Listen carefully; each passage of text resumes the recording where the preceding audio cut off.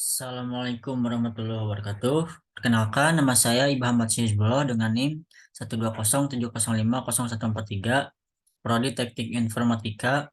Pada video ini saya akan sedikit menjelaskan beberapa hubungan antara variabel pada dataset weather history. Nah, di sini video ini merupakan tugas untuk memenuhi mata kuliah praktikum pembelajaran mesin kelas H dengan dosen pengampu Bapak Muhammad Deden Firdaus STMKOM.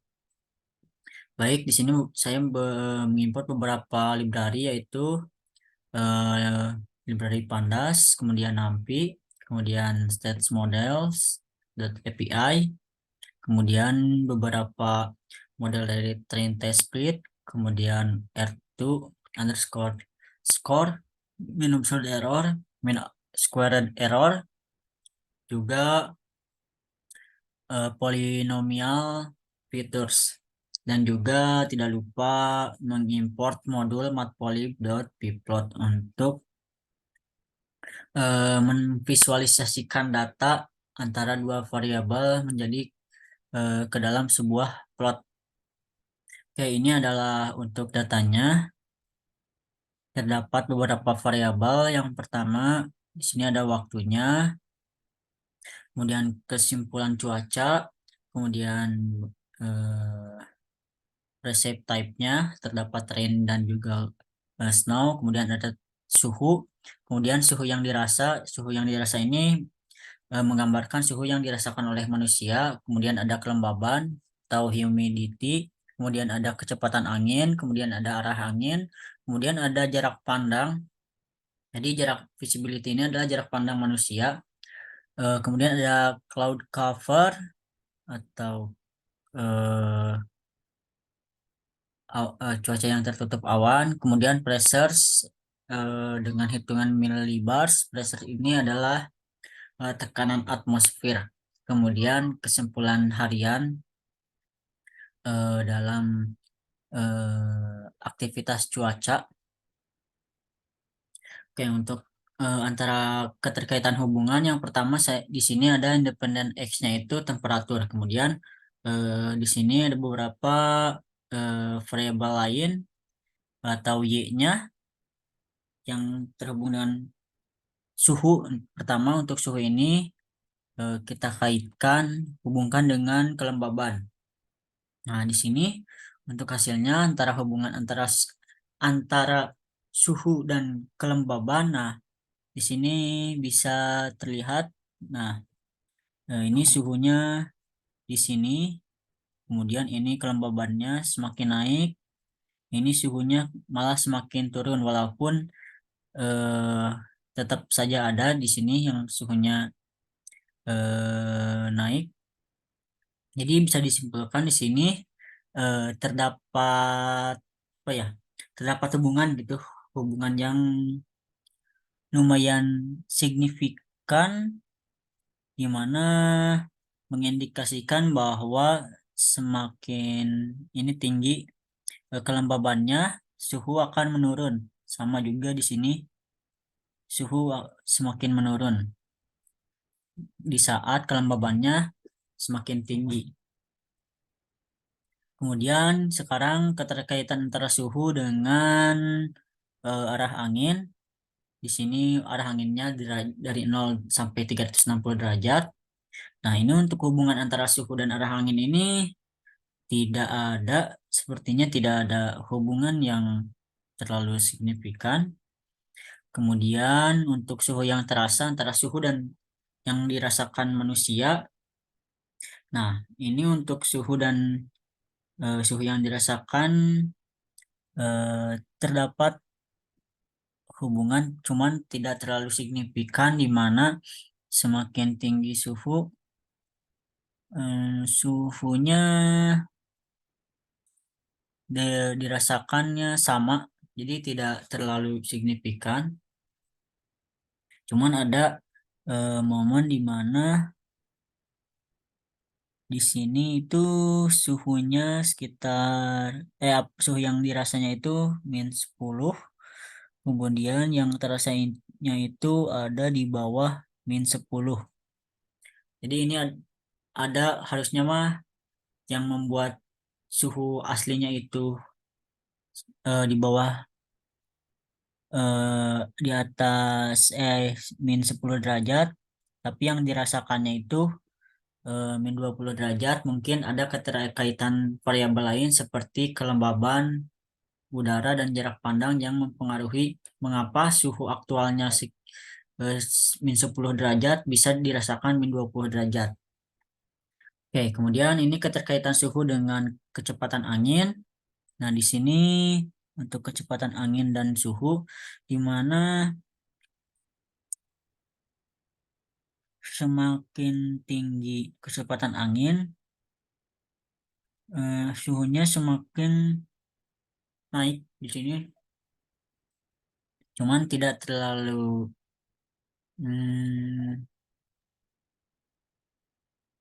signifikan. Kemudian untuk jarak pandang, suhu dengan jarak pandang,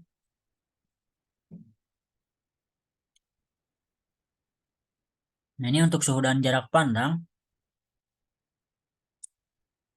sedikit ada kehubungan di sini, di mana jarak pandang yang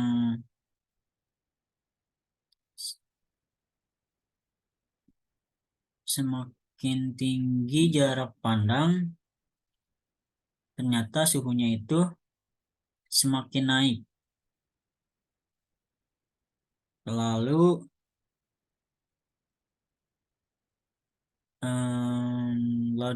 suhu dengan load cover di sini tidak ada hubungan. Kemudian suhu dengan tekanan atmosfer tidak ada hubungan, karena di sini di tekanan atmosfer 1000 terdapat suhu yang sangat banyak. Di sini juga di tekanan atmosfer yang rendah pun semua suhu cenderung ada. Kemudian untuk kita pilih independen X-nya itu kelembaban. Dan di sini ada hubungan antara variabel kelembaban dan juga suhu. Ini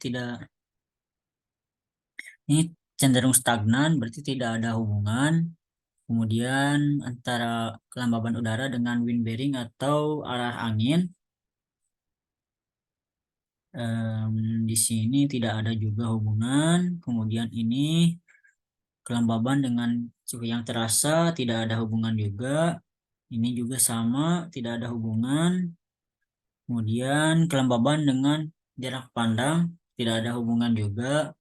Ini juga tidak ada hubungan antara kelembaban dan juga cloud cover.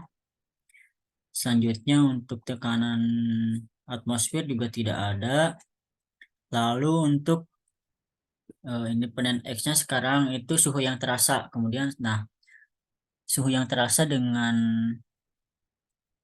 kelembaban ini ada sedikit hubungan. Nah, di sini di mana semakin tinggi kelembaban, maka suhu yang terasa pun semakin menurun. Lalu hubungan antara suhu yang terasa dengan arah angin itu di mana di sini itu mengindikasikan perubahan arah angin tidak terlalu mempengaruhi suhu yang terasa. Lalu untuk ini antara suhu yang terasa dengan suhu aktualnya sama seperti yang tadi, bahwa ada variabel lain yang membuat suhu yang terasa berbeda dengan suhu yang aslinya. Kemudian ini suhu yang terasa dengan kecepatan angin. Nah, di sini semakin naik kecepatan angin, suhu yang terasa pun semakin tinggi di sini, semakin naik juga. Lalu untuk jarak pandang, di mana di sini untuk jarak pandang ini antara pandan dan visibility. Nah, di sini bisa terlihat terdapat hubungan yang lumayan signifikan antara jarak pandang dengan suhu yang dirasakan oleh manusia, di mana saat jarak pandang meningkat di sini suhu yang dirasakan cenderung naik juga. Nah, di sini ketika jarak pandang 1 kilometer suhunya -2, -10. Kemudian semakin naik, semakin banyak, ini cenderung naik nih. Di sana, dari sini. Jadi saat jarak pandang meningkat, suhu yang dirasakan cenderung naik. Kemudian untuk cloud cover, nah ini hubungannya tidak ada hubungan. Lalu ini juga tidak ada hubungan. Ini antara kelembaban dan juga wind speed. Hubungannya tidak terlalu signifikan, namun di sini kelembaban udara ini cenderung naik walaupun rata-ratanya tidak ada perubahan. Bisa naik berarti saat kelembaban semakin tinggi, kecepatan angin bisa bertambah cepat eh, walaupun tidak terlalu berpengaruh. Jadi kelembaban ini bisa mempengaruhi kecepatan angin walaupun tidak terlalu berpengaruh. Kemudian ini hubungan antara kecepatan angin dengan arah angin. Di sini juga sebenarnya eh, bisa stagnan, cuman bisa juga hmm, si arah angin juga bisa mempengaruhi kecepatan angin. Lalu kecepatan angin dan suhu yang terasa. Nah, ini kecepatan angin semakin tinggi, ini suhu yang terasanya. Kalau semakin tinggi kecepatan anginnya, suhu yang terasa pun cenderung lebih tinggi ya. Lalu di sini hubungan antara kecepatan angin dan juga suhu. Nah, di sini ada juga hubungan antara kecepatan angin dan juga jarak pandang. Ini tidak terlalu. Lalu ada kecepatan angin dan juga cloud cover. Ini tidak ada hubungan sama sekali. Lalu ini untuk tekanan tekanan atmosfer dan hubungannya dengan kecepatan angin tidak terlalu. Lalu ini independennya untuk arah angin. Nah, di sini arah angin dan hmm, dengan kelembaban tidak ada hubungan. Ini juga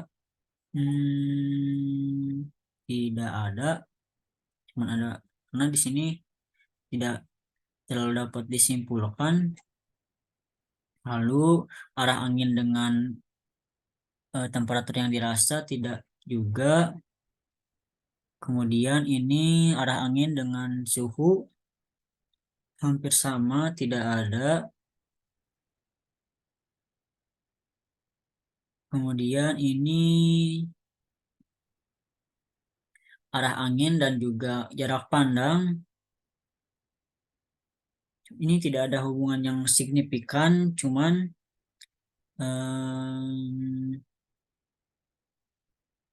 jadi hubungannya ini terlalu lemah.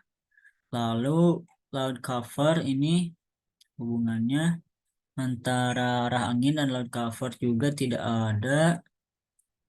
Ini juga sama. Nah, ini temperatur dan humidity itu kayak tadi saat kelembaban meningkat. Di sini temperatur ini ini humidity ini visibility. Sebentar ini ada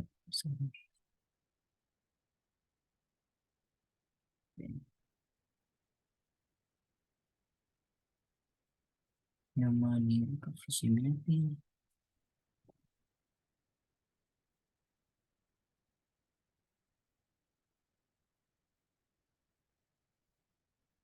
Ini salah. Visibility.